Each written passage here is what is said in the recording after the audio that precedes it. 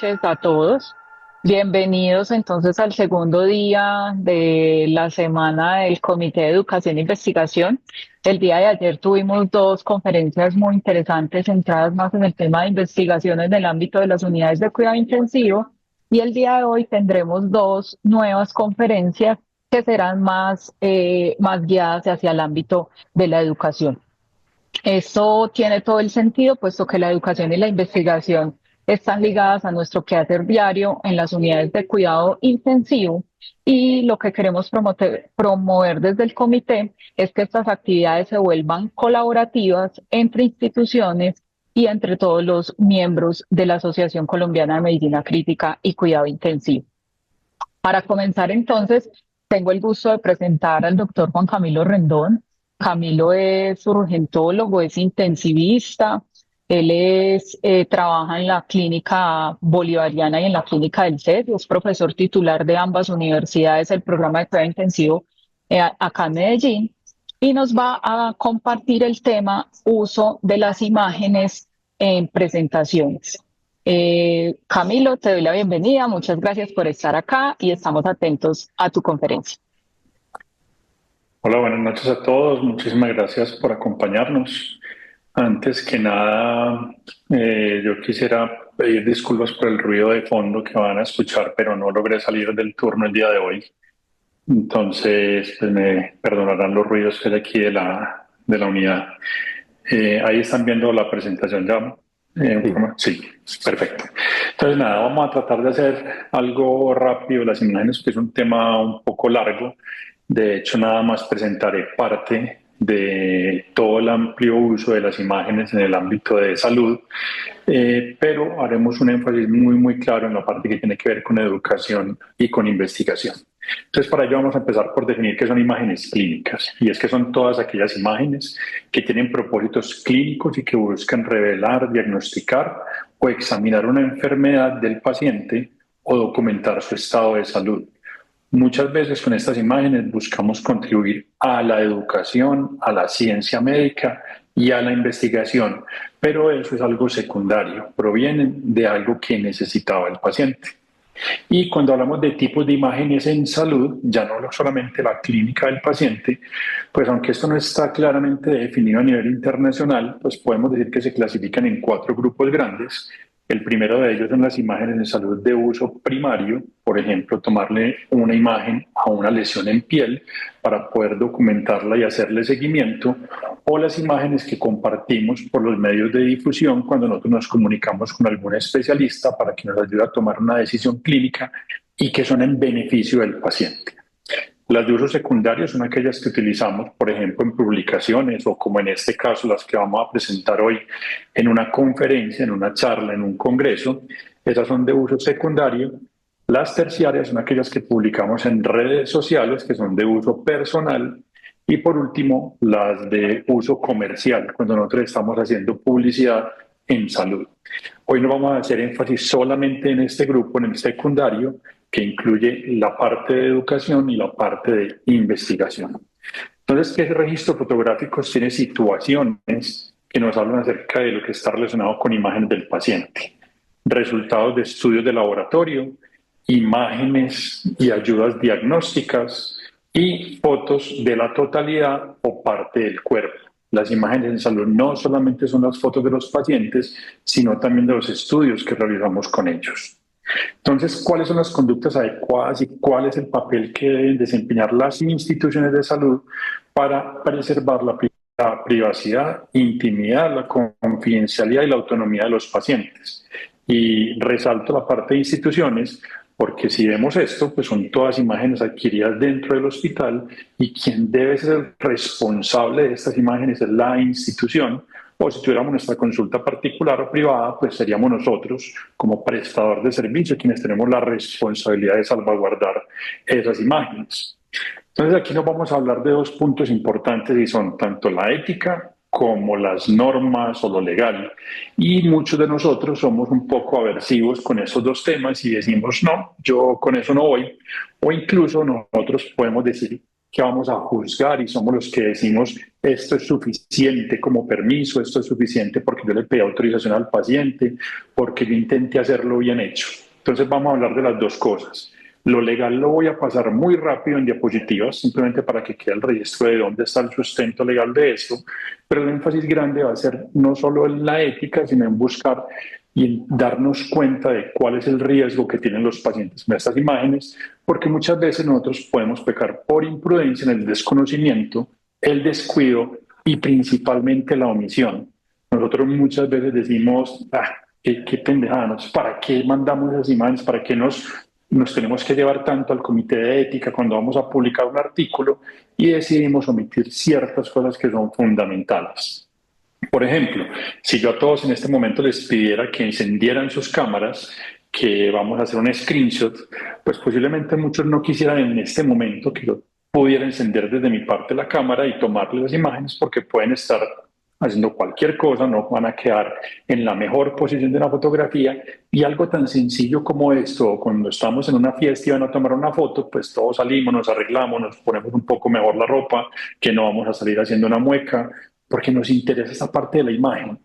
Si eso es para nosotros en el ámbito social, ¿cómo será para un paciente que está indefenso y que tiene lo más sensible que es su salud y su intimidad? Entonces aquí en cuanto hablamos de autorización tenemos que aprender a diferenciar que es que no es pedir permiso, ¿ve? Me dejas hacer esto, es que es una autorización que va más allá de pedir permiso. Y cuando nosotros tenemos una fotografía clínica y es de uso primario, yo voy a tomar una imagen de la lesión en piel para mandársela a un especialista y que me ayude a tomar una decisión, es porque es para la atención del paciente, pues yo debería tener un consentimiento informado completo en el que yo diga cómo se va a tomar, cómo se va a guardar, para qué se va a utilizar y cómo se va a destruir esa imagen, porque es solamente para tomar una decisión clínica, para ayudarle al paciente. Pero cuando es de uso secundario, lo primero que tenemos que tener muy presente es que esto no beneficia al paciente e involucra a una audiencia que no está directamente relacionada con la atención del paciente. Entonces, yo traerles a ustedes aquí una imagen de un paciente no le trae ningún beneficio a él, sino a ustedes. Entonces ahí ese consentimiento informado se vuelve mucho más importante y debe ser mucho más exquisito en la forma en la cual uno lo debe pedir y lo debe registrar. ¿En qué nos vamos a basar? Leyes como en Colombia, derecho de autor, la protección de datos personales o habeas data, las normas en materia de ética médica y secreto profesional, que es lo que nos va a regir en este momento a nosotros. Y sabemos que las imágenes clínicas son parte de los datos de salud y como tal hacen parte de la información más sensible que un individuo posee. Requieren reserva y confidencialidad. Hacen parte de la historia clínica porque son tomadas en un acto médico. Y ojo que aquí hago una aclaración. Una cosa es que yo tome una imagen de un paciente para un acto clínico, como tener una radiografía, como tener una biopsia, una patología, una lesión de piel. Pero otra cosa muy distinta es que yo en el ámbito hospitalario me tome fotos con los pacientes y eso no es clínico, eso hace parte de ese grupo terciario de uso de las imágenes que tiene otros riesgos diferentes, pero estas son directamente relacionadas en salud y deben ir ligadas o deberían ir ligadas a una historia clínica.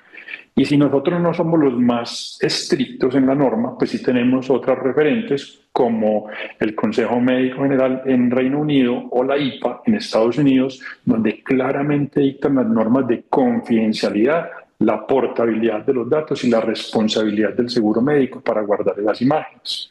Entonces, muy posiblemente nosotros vamos a migrar en un tiempo hacia allá y más adelante, si queda algo de oportunidad en esta presentación, les doy unos ejemplos de ello. ¿Qué es la ley de habeas data? Importante, sobre todo hacerle énfasis a esto, y es que es toda información capaz de relacionar a una persona natural y que permite identificarla. No es el rostro, no es la foto, no es solamente el nombre. Es que si yo publico un caso clínico, que es 1 en 10 millones, y lo publico aquí en Colombia, que es el primero que se realizó aquí en Colombia, para cualquiera que conozca a esa persona va a ser supremamente fácil identificarla, así sea una radiografía de tórax. Entonces, esa parte de identificación, todo lo que me permite identificar, es que atendimos un accidente de tren gigante que hubo en la ciudad, aquí en la clínica donde yo trabajo. Todo el mundo sabe cuál es la clínica, todo el mundo sabe qué pacientes llegaron. Entonces, todo lo que me permite identificar incurren un riesgo en el manejo de esas imágenes. Y esas son las diapositivas que les dije que iba a pasar un poco más rápido, porque aquí están los reglamentos de requisitos mínimos para la política de datos personales de la imagen, donde está el uso que se debe dar a las imágenes, porque debemos explicar al paciente para qué se va a utilizar. No es una autorización abierta para que yo lo utilicen lo que yo quiera, sino que yo tengo que especificar si va a ser para enseñanza, para docencia, para un libro, para publicación, para internet. Debe haber un formato de autorización en el que se deben cumplir ciertos requisitos y, muy importante, debemos saber que el titular, cuando se trata de imagen, como es un dato personal, es la única persona que puede autorizar. Yo no puedo firmar por mi papá, mi tío, un hijo, de que, bueno, yo autorizo que le saquen fotos a él. Es que es su información y no se debería dar ese derecho subrogado. Y finalmente tenemos sentencias, incluso en Colombia, que hablan de cómo se debe hacer esa disposición por terceros de las imágenes. Y por último, debe ser muy importante que nosotros le demos al paciente la oportunidad de derecho de revocación.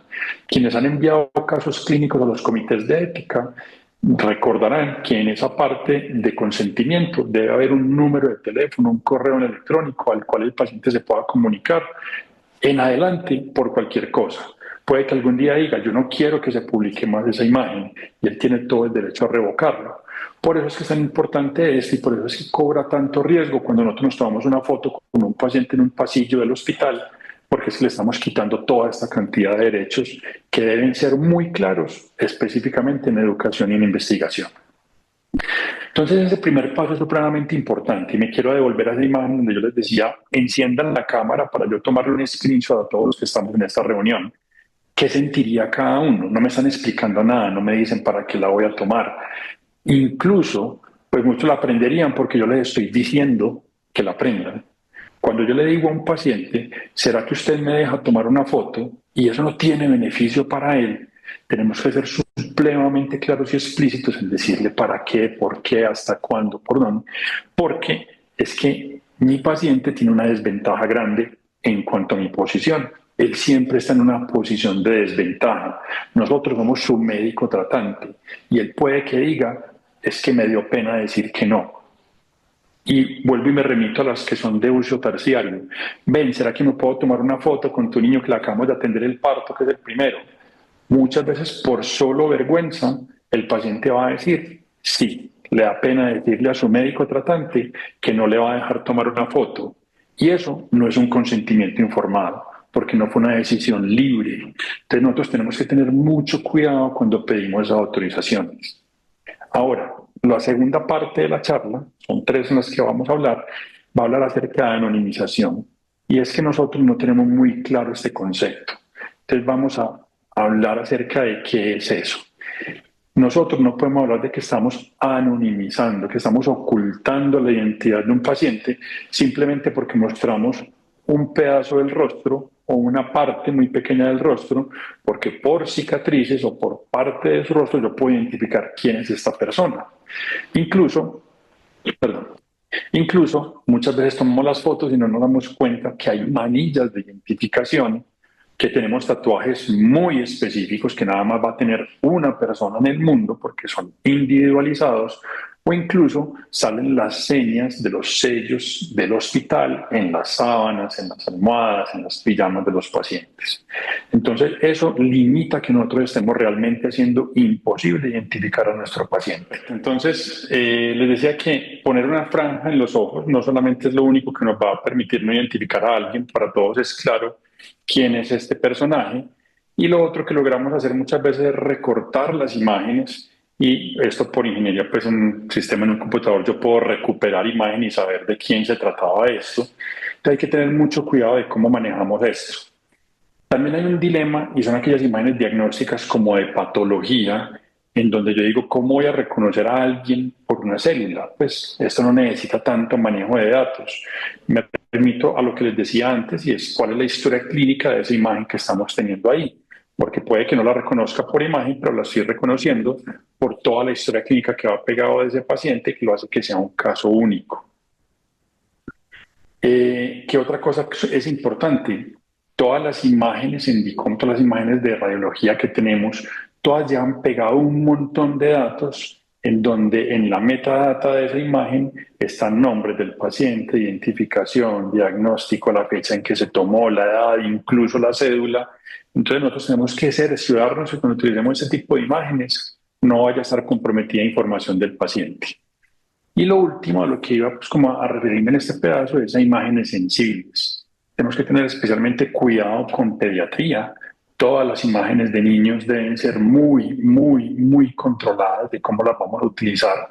Segundo, las imágenes sensibles, no solamente eso, lo que tiene que ver con genitales o con imágenes de demasiada exposición que sean un poco sensibles para el público que las vean. Pues si yo, por ejemplo, necesito mostrar estas lesiones en piel, no es necesario que yo muestre todo el cuerpo de un bebé. Puede que con una sola parte, que no incluya el rostro, que no incluya los genitales, puede ser suficiente. Y es donde nosotros tenemos que pensar qué es lo que yo necesito demostrar con esa imagen, cuál es la utilidad. ¿Es verdad algo para educar o es siendo bonita mi presentación, la está haciendo llamativa? Entonces ahí nosotros tenemos que ser muy claros. Muchas veces utilizamos imágenes de este tipo porque son llamativas, porque despiertan al público, porque dicen, vea, es que, o con esto. Pues les digo, esta imagen obviamente no es una imagen real, es una imagen creada con inteligencia artificial. Por eso debemos ser un poco juiciosos con eso. Y es muy posible que todos sepamos o hayamos visto una imagen de una botella de este tipo en radiografías. ¿Para qué las utilizamos? ¿Cuál es el verdadero objetivo de esas imágenes? Es crear impacto. Ojo que lo estamos haciendo con una imagen que es de un paciente y merece respeto y además de eso merece que nosotros le demos la custodia. De hecho, un caso muy reciente, yo creo que muchos de nosotros lo tuvimos cercano o supimos de alguien que estaba manipulando imágenes de alguien muy conocido en el país que tuvo una lesión y estaba en un hospital. Eso no puede pasar, no debe estar pasando de celular en celular. Y de hecho pasa igual que con la pornografía. Si a mí me envían una imagen y yo reenvío esa imagen, yo soy responsable de lo que pase con esa imagen. Tanto cuando me hacen ese seguimiento y mencionan la pornografía, porque es algo que de verdad tiene mucho más seguimiento aquí en Colombia y la ley está más encima de eso, pero si la familia de este personaje que mencionamos decide demandar y hacen seguimiento a todas las imágenes que se reenviaron, todas las personas que reenviaron esa tomografía son personas que están implicadas en la difusión de un dato que no se debió haber difundido. Entonces, por eso les menciono que tengamos cuidado. Y yo, como urgentólogo, sí que supe esto de base. Muchas de nuestras presentaciones son llamativas y accidentes y deformidades y sangre. ¿Para qué las estamos utilizando? ¿Cuál es la verdadera intención de esa imagen? Porque la verdad, si estamos utilizando algo real, les repito, estas no son imágenes reales, son de inteligencia artificial, entonces uno puede tener una forma un poco más de escaparse de esto. Y aquí hago un paréntesis, espero no me retrase más allá de lo que me quitó la presentación. Cuando me desconecté, es que si ustedes hacen el ejercicio ahora en ChatGPT de poner, diseñame una imagen en la cual salga Camilo Rendón, salga algún famoso que me muestre el torso desnudo, quiero ver en ropa interior, muéstrame la imagen de un niño, diseña un niño o diseña una persona tirada en el suelo como intenté diseñar esta imagen, el que tenga una sábana blanca con manchas rojas, se van a dar cuenta de todas las respuestas que da ChatGPT. Está prohibido, no puedo generar estas imágenes, están en contra de la legalidad, no puedo poner algo que demuestre que hay sangre de un posible paciente. Y son las cosas que si nosotros las vemos en un contenido como GPT, uno debería decir esto mismo aplica para nosotros y con mayor razón cuando nosotros estamos manejando pacientes. Y en esta última partecita, pues les quiero hablar de algo distinto y son las presentaciones, porque ya les he dicho un par de veces que esta presentación no tiene imágenes reales. Algunas quizás sí, la mayoría han sido de inteligencia artificial, pero algunas son imágenes reales. Y les quiero decir, el hecho de que yo tome una imagen de Google, la descargue y me la deje descargar libremente, no quiere decir que yo la pueda utilizar en una presentación, en una revista o en un libro. Todas esas imágenes tienen derechos de autor y existen diferentes derechos. Existe el copyright, el copyleft y existe el Creative Commons. Son diferentes formas de yo poder asegurar y yo quiero hacerles un poquito de referencia sobre todo con Creative Commons, en las que cuando yo en Google busco imágenes, yo me puedo ir a herramientas, derechos de uso y señalo licencias Creative Commons. Ahí, en ese punto, yo puedo encontrar cualquiera de estas imágenes y aquí en la descripción aparece detalles de la licencia. Y cuando ingreso a detalles de la licencia, dice cuáles son las formas que puedo distribuirlo. Entonces me dice, por ejemplo, esa imagen que les mostré, dice que usted está libre de compartirla en los siguientes términos. Usted tiene que decir de quién es, de quién son los créditos de esa imagen, tiene que señalarlos, no lo puede utilizar para uso comercial. En este caso, hay otras imágenes que sí lo permiten y no permite derivados. Yo no la puedo recortar, no la puedo modificar, no le puedo agregar un emoticón, debo utilizarla. Hay imágenes que tienen diferentes prohibiciones o permisos para utilizarlas y todo eso lo deberíamos nosotros cumplir. Y cuando, por ejemplo, la ANSI presenta un congreso, debería asegurar que todas las imágenes de los expositores que presenten en ese congreso cumplan con estos requisitos, porque si no, nosotros somos susceptibles de demandas. Y el último, el más sensible de todos posiblemente, es cuando yo necesito hacer publicidad para mi institución, porque es que además de utilizarla para no es del paciente, yo me estoy beneficiando y estoy haciendo un uso comercial de esas imágenes.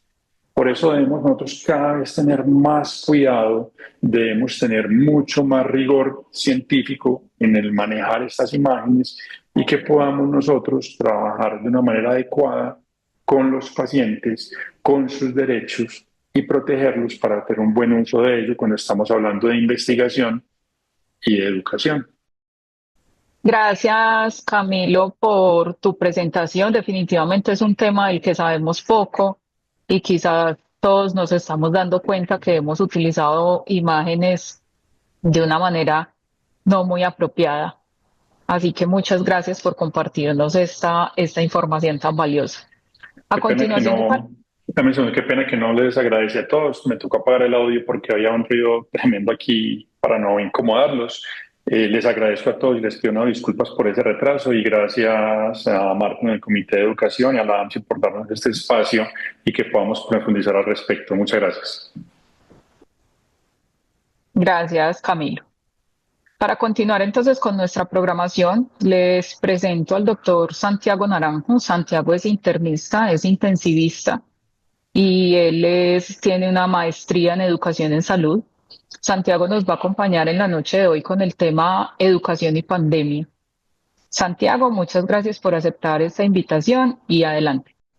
Bueno, muy buenas noches para todas las personas que nos están acompañando en la noche de hoy. Quiero agradecerle a la Asociación Colombiana de Medicina Crítica y Cuidado Intensivo por invitarme a compartir con ustedes en este espacio, especialmente al Comité de Educación y a la doctora Marta Sánchez. Hoy vamos a hablar un poco entonces de pandemia de COVID-19 de educación. Esto es algo que ya había presentado previamente en el Congreso Internacional de Medicina Crítica y Cuidado Intensivo, basado en el trabajo de investigación que realicé durante mi maestría en Educación en Salud en la Universidad de Antioquia.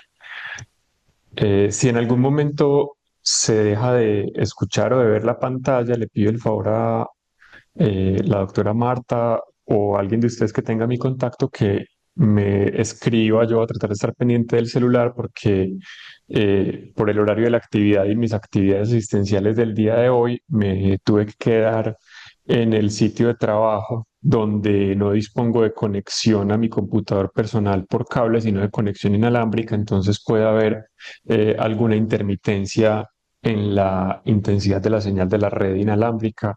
Entonces, si de pronto se va mi voz o se va el video, en fin, por favor me avisen. Eh, en primer lugar, pues aclarar que la información que estoy presentando es responsabilidad exclusiva mía y no compromete a terceros, ni al Hospital Pablo Tobón, ni a la Universidad de ella, donde me desempeño como docente de cátedra, ni a la Universidad de Antioquia, con quienes realicé la maestría en educación. En realidad no tengo conflicto de interés para declarar. El propósito de lo que estoy haciendo es reflexionar acerca de nuestras prácticas educativas y nuestras prácticas médicas para promover una atención humana, segura y de calidad a nuestros pacientes. Entonces, la agenda es hablar primero de la pandemia de COVID-19, después las consecuencias en los procesos educativos en áreas de la salud que encontramos que han venido ocurriendo, la presentación de algunos detalles de un trabajo original que realicé y perspectivas. Antes de comenzar, pues como es inevitable que hoy empecemos a hablar de inteligencia artificial y educación, quizá en otro momento tengamos un espacio para hacer reflexiones sobre eso, más allá de ver cuál es el papel o cuáles son las herramientas que puede tener la inteligencia artificial en espacios educativos o para optimizar el rendimiento de nuestro tiempo. Hay un asunto que debe empezar a preocupar, ¿no es cierto? Y es este trabajo que hicieron eh, hace algún tiempo, evaluando con preguntas que hacían pacientes para que se lo respondieran o sus médicos o un chatbot. Y después a estas personas que tenían algún problema de salud, por ejemplo, que le había caído una sustancia irritante en el ojo, ponían a que un médico o un chatbot les respondiera acerca de ese problema que debían hacer y después ponían a estas personas a que evaluaran la respuesta que le daba el médico o el chatbot. Como pueden ver en las gráficas de la publicación, cuando evaluaban la calidad de la respuesta, era mucho mejor la evaluación del chatbot. Y uno puede decir, bueno, eso es esperable, utiliza muchísima información para alimentar esa respuesta, puede dar una respuesta más exhaustiva, más detallada, más completa. Entonces, digamos que hasta ahí puede que no nos sorprenda. Pero el problema es que cuando le preguntaban a esos pacientes quién le da una respuesta más empática, con quién había sentido que tenía más en consideración sus emociones, había sido más empático para responderle, la sorpresa era que era más empático o las personas sentían que había sido más empático el chatbot que el médico. Entonces, probablemente para muchos de nosotros es esperable que se piense que en ciertas tareas, sobre todo para analizar información, para resumir datos, pues eh, una inteligencia artificial generativa lo puede hacer mejor, pero probablemente en cuanto a la calidez, el trato humanizado, pues pensemos que probablemente está muy lejos de alcanzarnos o superarnos. Y pues es un asunto que hay que explorar mucho más allá. Esto solamente es eh, algo de lo que estamos empezando a ver, ¿cierto? Pero entonces no sabemos si la respuesta es que los chatbots lo están haciendo muy bien o si será que nosotros no lo estamos haciendo tan bien como creemos en esas situaciones. Y entonces ahí viene un asunto y es que el asunto con la inteligencia artificial de educación no es solo de supervisión, no es solamente de estar pendiente, no es solamente de revisar cuáles son los resultados o las recomendaciones que nos está dando. Hay una preocupación que viene surgiendo desde hace tiempo en muchas personas expertas en educación con este asunto y es el peligro del sedentarismo cognitivo, así como la humanidad con la revolución agrícola, ¿cierto? Cuando descubrió la agricultura y la ganadería y eso implicó un cambio respecto a la vida de cazadores-recolectores que teníamos eh, en nuestra especie, pues eso implicó un sedentarismo físico, ¿sí? Ya no estar como comunidades nómadas por praderas o bosques gigantes, sino estar en aldeas, en pequeños grupos establecidos en un mismo sitio y eso pues digamos que tuvo implicaciones en cuanto a actividad física. Ahora la pregunta es si teniendo algo que puede facilitarnos tanto las cosas y que puede ayudarnos como una herramienta supremamente útil, pues porque el impacto es evidente, el peligro que empecemos a correr no sea el sedentarismo cognitivo, perdón un momento, vuelvo a la presentación, el sedentarismo cognitivo que pueda generar eh, tener disponible una herramienta que no nos impida pensar, pero si piensa por nosotros o si hace las cosas que pueden costarnos un esfuerzo cognitivo y que ese esfuerzo puede ser desagradable, pues quizá sí exista un peligro de que, por decirlo de alguna manera, nos volvamos perezosos. Y pues eso no es un problema si no se nos olvida cómo hacer las cosas, pero ¿qué tal si eso se perpetúa de tal manera que llega un momento en que no somos capaces de hacer las cosas que antes hacíamos porque ahora hay alguien que lo haga por nosotros? A todas las personas que estén interesadas en estos temas, les recomiendo este artículo que salió publicado recientemente en la revista New England Journal of Medicine acerca de estrategias educativas para la supervisión clínica del uso de la inteligencia artificial. Es un artículo que va mucho más allá de lo que estoy mencionando en este momento, pero les quiero mostrar esta gráfica donde se empiezan a utilizar conceptos como de skilling o miskilling, es decir, que empezamos a perder habilidades que antes teníamos, ¿cierto? Como una especie de desaprendizaje, ¿sí? O alteración en el aprendizaje debido a esto. Entonces, creo que es algo importante, es algo a lo que tenemos que empezar a prestar atención, especialmente las personas que estamos inmersas en ámbitos educativos. Ahora, terminando con esta, eh, digamos, este agregado que me parecía interesante mencionar por la relevancia que tiene el asunto de la inteligencia artificial, pues entremos en materia para hablar de educación en pandemia. Entonces, para resumir, pues, ¿por qué hablar del tema? Esto es un meme pues que no es un estudio científico, pero muestra parte de cómo se percibe la realidad en nuestra sociedad. Y dice, mayores de 40 años, cuídense, coman sano, hagan ejercicio y tomen agua, porque a los 50 les va a tocar la generación de médicos que tomaron clases en línea. Y suena chiste, pero quizás no sea tan chiste.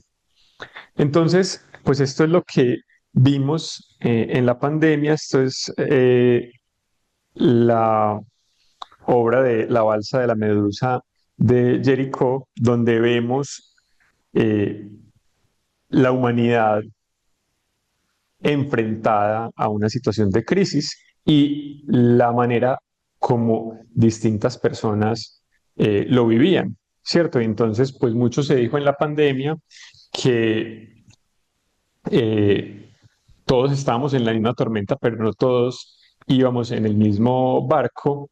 Y la pandemia nos mostró de una manera muy clara eh, cómo las desigualdades que ya existían en la sociedad podían hacer que el impacto o las consecuencias de esa pandemia fueran diferentes de acuerdo con las oportunidades que algunas personas tenían. Y eso en asuntos como lo económico o lo educativo sí que se vio muy claro, más allá del impacto en salud que pudo tener. Y por ejemplo, pues, cierto, no hay que hablar muchos detalles de lo que pasó, por ejemplo, con la vacunación, pero claramente la pandemia desnudó muchas de las condiciones que ya estábamos viviendo por la desigualdad. Entonces, durante la pandemia, la humanidad se enfrentó a una crisis global, vivimos un gran experimento en muchos ámbitos y esto se constituyó como una situación intensamente disruptiva en casi todos los aspectos de la vida de las personas. Esto no solamente dominó los ambientes clínicos, que es obvio, sino que también tuvo un serio impacto en asuntos educativos.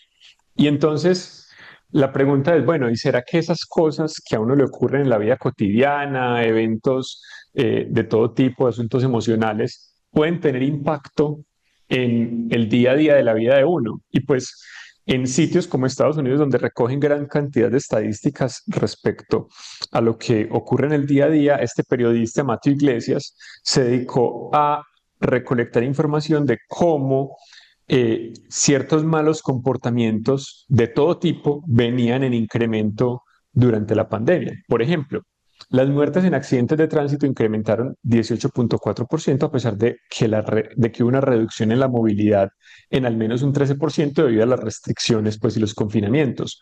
Hubo más muertes violentas en la mayoría de las ciudades de Estados Unidos.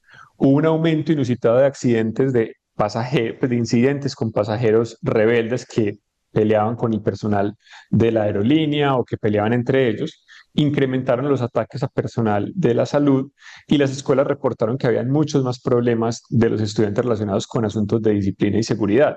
Entonces hay que tener en cuenta que somos seres humanos, que no somos infalibles y que las cosas que nos pasan en el día a día pueden tener impacto en lo que hacemos y lo que hacemos es tan crítico como atender la vida de otros seres humanos, atender pacientes y pues ni qué decir en una unidad de cuidados intensivos. Se supone que esto era lo que iba a pasar, esto fue uno de los artículos más citados durante los primeros días de la pandemia, publicado por el ingeniero eh, Tomás Puello, respecto a las predicciones que habían si no se hacía nada, si se hacían pequeñas estrategias de mitigación como lo que algunos países pensaban hacer al principio, o si se hacían cosas mucho más rigurosas a partir del momento en que explotó la pandemia, digamos, en Occidente. Esas medidas más rigurosas se denominaban el martillo, pero eso implica un costo económico muy alto para los países. Entonces se suponía que después de unas restricciones intensas que permitieran controlar la situación mientras llegaban los equipos de protección, el personal médico se preparaba, se disponían las cosas en el ámbito asistencial en salud, lo que seguía era una danza que era un cierto relajamiento de esas restricciones que permitiera reactivar la economía, que no hubiera tanto impacto en el empleo y todo lo demás. Pero pues la realidad es que esa estrategia del martillo y la danza no se pudo aplicar como en muchos sitios se hubiera esperado que se debía hacer y fue un martillo bastante prolongado en muchos sitios con un impacto muy significativo en la vida de las personas. Entonces, ¿cuáles fueron las tendencias de lo que vivimos? Hubo una transición muy apresurada a los entornos virtuales.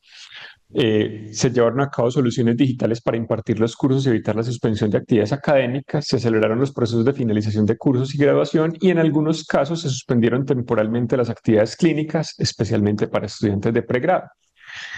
Incluso hay una revisión sistemática que publicó el doctor Santiago Patiño en Acta Médica Colombiana respecto a cuáles fueron los cambios que hubo en asuntos educativos y pues esos cambios estuvieron centrados en desarrollos didácticos y administrativos, en ajustar la educación médica a la pandemia, pero eso también fue una oportunidad para evaluar el impacto que esto tuvo y en un corto periodo de tiempo hubo un despliegue de múltiples estrategias. ¿Por qué ocurrieron esos cambios? Pues por las políticas públicas, confinamientos y restricción de la presencialidad y por estrategias institucionales. Se buscaba que hubiera espacios seguros para pacientes y estudiantes. Entonces, por ejemplo, ¿qué pasó en la Universidad de Antioquia? Sí, las cosas las podemos ver desde distintas perspectivas, como el cuadro del retrato de Lincoln de Salvador Dalí, que de acuerdo con la distancia a la que lo estemos viendo, pues podemos ver eh, la mujer mirando a través de la ventana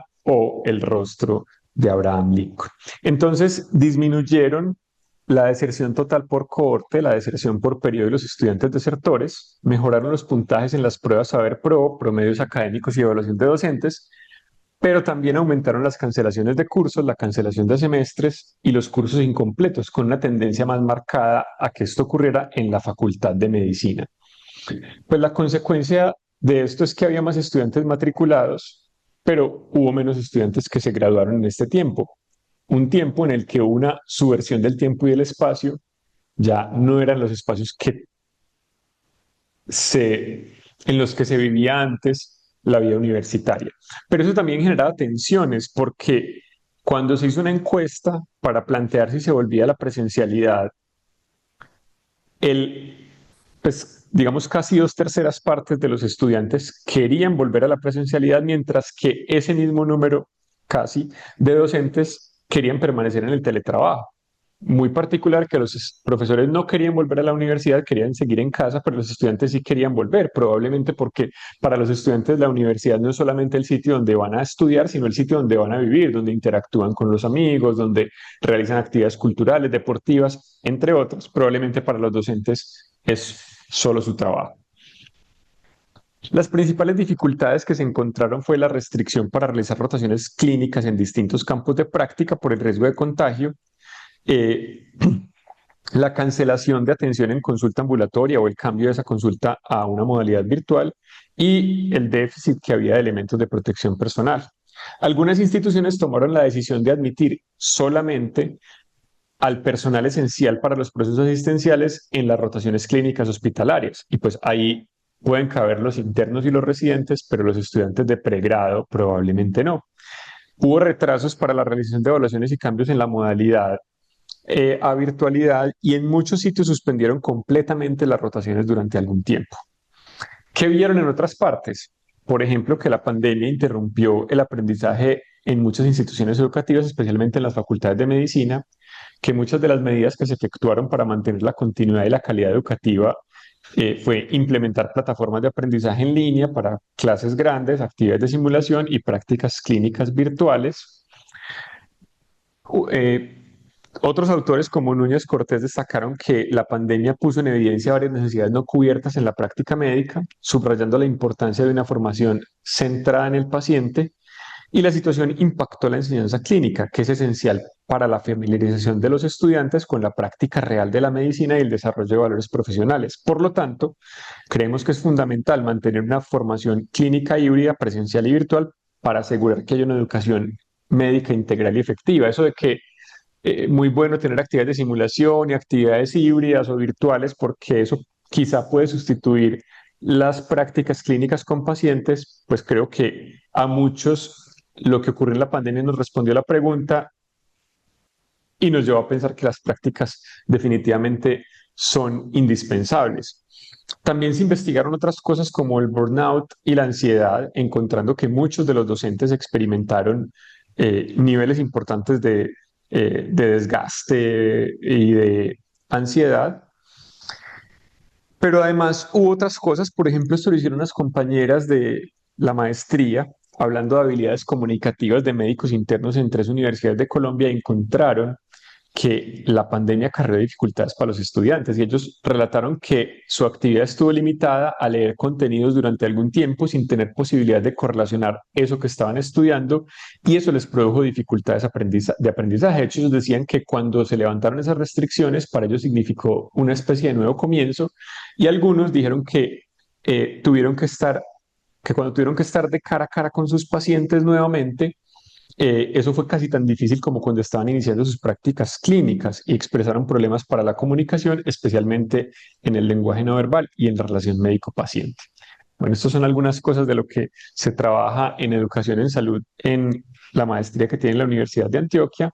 A continuación está este código QR que pueden escanear para entrar al sitio web del Departamento de Educación Médica, donde pueden encontrar las cartillas de los enlaces en didáctica, que hay varios recursos que pueden servirles sobre ABP, visita domiciliaria, clases magistrales, metodologías de estudio de caso, o esto que les mostré, que son los cuadernos en educación, que hay sobre taller como estrategia didáctica, simulación como estrategia didáctica, la ronda clínica o la correlación básico-clínica como estrategias didácticas.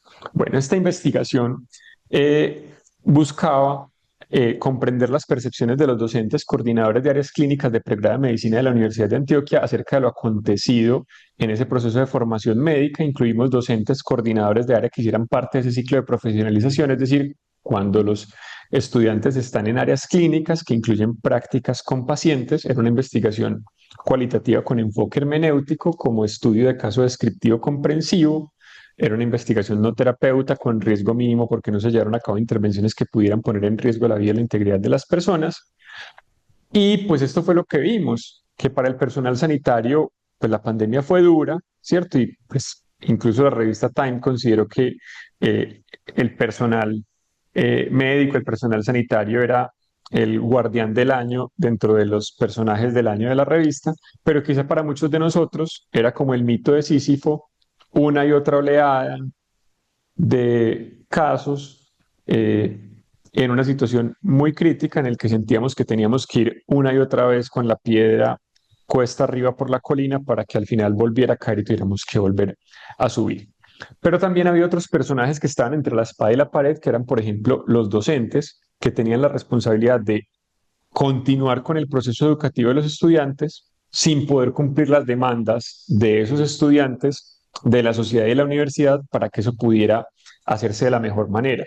Lo que encontramos es que en muchos de estos docentes hubo una actitud heroica de ponerle el pecho a esto y hacerlo lo mejor que se pudiera para que los estudiantes pudieran continuar con su proceso educativo. Entonces, ¿qué encontramos?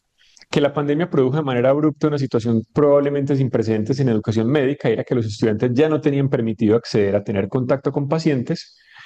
En esos semestres las rotaciones fueron aplazadas o suspendidas y ese escenario pues representó grandes retos y dificultades tanto para estudiantes como para docentes. Fue necesario llevar a cabo una serie de medidas para dar continuidad, como empleo de ambientes virtuales para tratar contenidos, herramientas de telemedicina como la teleconsulta, y pues cuando se pudo retornar a la universidad, se trabajó en ambientes de simulación para abordar algunas actividades que antes sí se desarrollaban con pacientes o intensificar las actividades de simulación que ya existían. En algunos casos hubo aplazamiento de las prácticas con pacientes, las cuales en algunos casos implicaron disminuir significativamente el contacto para repartir los grupos o en otras incluso se tuvieron que omitir por completo. Eso pudo tener repercusiones en el aprendizaje, tanto así que algunos docentes se referían como esta generación de estudiantes con un apodo que era los pandemials. Ahí vienen los pandemials, llegaron los pandemials, es que este grupo es de los pandemials, es que estos no saben interrogar porque son los pandemials. Entonces, pues que está claro que los estudiantes pudieron llegar a tener limitaciones en su proceso de aprendizaje, especialmente en lo que tiene que ver con el desarrollo de competencias comunicativas y habilidades sociales. Surgió pues este apodo que les menciono y hay que destacar que esto se notó más en los estudiantes que apenas estaban iniciando contacto con los pacientes en comparación con los que ya habían alcanzado un nivel más avanzado en las áreas clínicas. La situación también propició oportunidades de mejora. Hubo desarrollo de estrategias didácticas y de evaluación que no se utilizaban antes, construcción de repositorios y bancos de imágenes, bancos de videos, bancos de preguntas, establecimiento de nuevos convenios con escenarios de práctica que antes no se habían considerado, como por ejemplo escuelas, colegios, instituciones educativas, posibilitó que se diera más importancia a la autoformación y el autoaprendizaje y a confiar un poco más en los estudiantes. En cuanto a las interacciones, si bien las tecnologías de la información y la comunicación permitieron romper algunas barreras de distancia y espacio, también se empezaron a notar algunas dificultades para la comunicación cara a cara. El uso de tapabocas y equipos de protección fue protagonista en el proceso de comunicación entre los distintos sujetos que interactuaban, estudiantes, profesores, pacientes, y notaron que dichos accesorios generaron algunas barreras y limitaciones, especialmente para el lenguaje no verbal con los pacientes. Algunas lecciones que nos quedaron de todo esto es que debemos crecer en la exploración de otras modalidades y mejorar la educación médica, que los seres vulnerables, los seres humanos somos vulnerables, somos frágiles, pero también somos adaptables y resilientes y podemos salir adelante en situaciones tan críticas como estas. Y recordar pues que la vida es más que medicina, que somos seres sociales, necesitamos a los demás, de ahí la importancia de crear conexiones, comunidad, tejido social, pero de la misma manera que también debemos aprender a estar con nosotros mismos. Como conclusiones de este trabajo, pues la pandemia generó sobrecarga de trabajo y la sensación de estar en una encrucijada, teniendo que balancear demandas administrativas, educativas y personales, especialmente para estos docentes que entrevistamos durante nuestro trabajo. La presión para continuar con el proceso educativo en medio de un escenario espinoso, pues obviamente generó agotamiento y estrés y se produjo de manera abrupta una situación que ya mencionamos era sin precedentes y era que los estudiantes no podían tener contacto con pacientes. Esto representó grandes retos y dificultades para todos los actores involucrados. Se desplegaron múltiples maniobras para adaptarse a ese nuevo escenario y también propició oportunidades de mejora, especialmente en el desarrollo de estrategias didácticas. En medio de un escenario tan desfavorable, se pudo dar continuidad al proceso educativo de los estudiantes de medicina de la mejor manera posible, evidentemente con muchas limitaciones. Incluso se encontraron oportunidades para mejorar lo que ya se venía haciendo en educación médica, porque quizá no nos habíamos evaluado de la misma manera, no nos habíamos mirado y reflexionado sobre lo que veníamos haciendo, y pues creo que estos hallazgos son lo más relevante y original de la investigación. La transición a la educación virtual fue un desafío importante debido a la falta de preparación y capacitación en el uso de herramientas tecnológicas para muchos de los actores, especialmente los docentes, manifestaron dificultades en este asunto y al principio pues hubo resistencia por parte de algunos, pero posteriormente se logró una mayor aceptación y adaptación. La pandemia también nos permitió valorar algunos espacios porque ya no podíamos estar en ellos y nos recordó la importancia de la presencialidad. El uso de tapabocas y demás equipos de protección añadió barreras a la comunicación, entorpeciendo la interpretación del lenguaje no verbal, y el distanciamiento físico impulsó algunos obstáculos en el contacto cara a cara, lo que aumentó la dependencia en el contacto digital. Otro de los hallazgos cruciales de la investigación está relacionado con la imprescindibilidad de las prácticas clínicas. No hay duda de que no se puede formar bien a un médico sin permitirle que tenga contacto con los pacientes durante su formación, porque los pacientes también le enseñan muchísimo al médico a ser médico. A la luz de los resultados de este proyecto se reconoció que si bien hay estrategias que pueden apoyar y complementar la formación clínica, las actividades con pacientes son indispensables y deben estar en el centro de esta etapa formativa. Algunas implicaciones relevantes son que la falta de contacto directo con los pacientes pudo afectar el desarrollo de competencias clínicas y comunicativas en los estudiantes, lo cual fue especialmente evidente en aquellos que apenas estaban comenzando la formación y también subrayó la capital importancia que tiene para la formación médica el contacto con los pacientes.